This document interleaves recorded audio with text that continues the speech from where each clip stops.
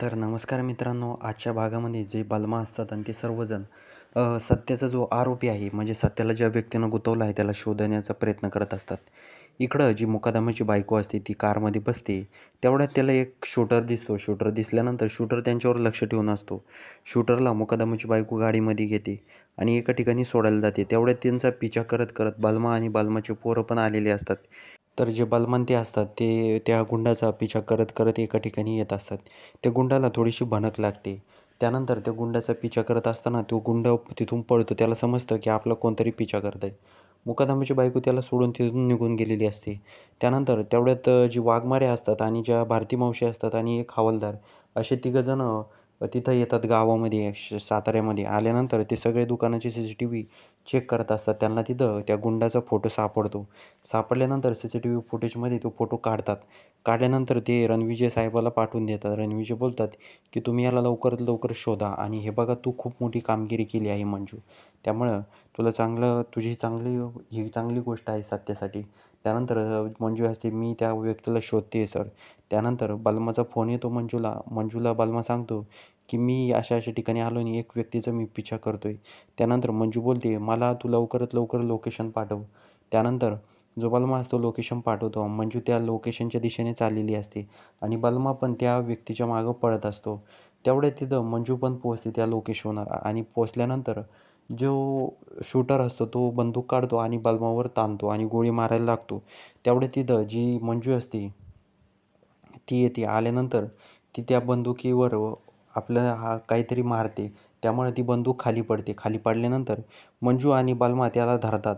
पण तो व्यक्ती दोघांनाही लुटून देतो आणि तिथून पळ काढतो. पळता-पळता ते पण त्याच्या मागं पळत असतात. त्यावेळी तिथून टेम्पो जात असतो. त्या टेम्पोला तो व्यक्ती धडकतो आणि तिथं पडतो.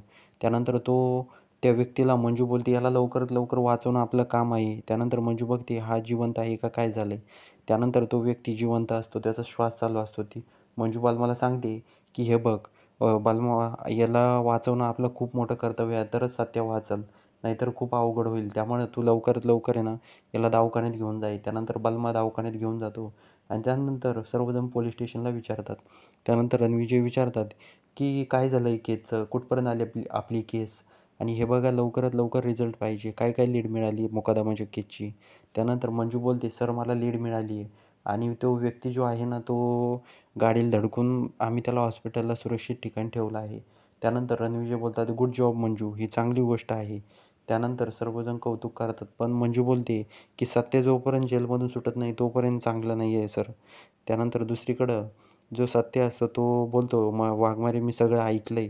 तुमची खूप चांगली गोष्ट आहे. आपल्याला आता सगळ्या गोष्टी होत चालल्या आहेत." त्यानंतर सत्य बोलतो, "खूप खूप आभार बरं का वाघमारे. तुम्ही माझी एवढी मदत करत आहे." तर वाघमारे बोलतात, "तू माझा नवरा आहे सत्या." त्यानंतर मंजू घरला निघते. घरी आल्यानंतर मंजूला खूप उशीर झालेला असतो. तेवढ्यात मम्मीसाहेब अडवतात आणि बोलतात, "ए नेबरट एवढं उशिरा कुठं होती? काय होती? तुझ्या ह्याच्याने एवढं एवढं माझा सत्य निघाना का? तू खरोखर माझ्या पोराला तू तुझ्या जाळ्यात फसवलं आहे आणि त्याचं खूप मोठं अवघड काम केलं आहे. तुझ्यामुळेच आज त्याला खूप त्रास होत आहे आणि माझ्या विरोधात जर त्याला उभा केलं नसतं आणि तो निवडूनच आला नसता." मम्मीसाहेब मंजूला खूप काही काही बोलतात. मंजू ऐकून घेते आणि मम्मीसाहेब बोलतात की हे बघ इथून पुढे या टायमाला घरी यायचं नाही. नाहीतर घराचे दरवाजे बंद राहतील तुझ्यासोबत.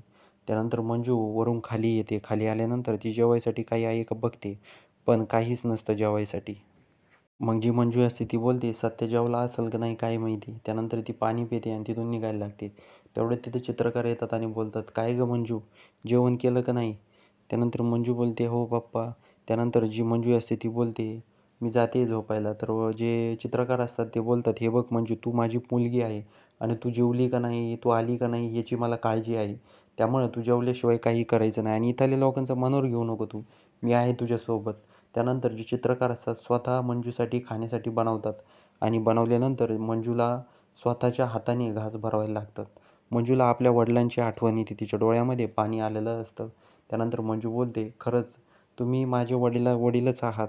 त्यानंतर जे चित्रकार असतात ते बोलतात, "हो मी तुझा वडीलच आहे आणि हे बघ तुझ्या पोटात पडलं तर तुला लढायची शक्ती मिळेल." असं बोलतात.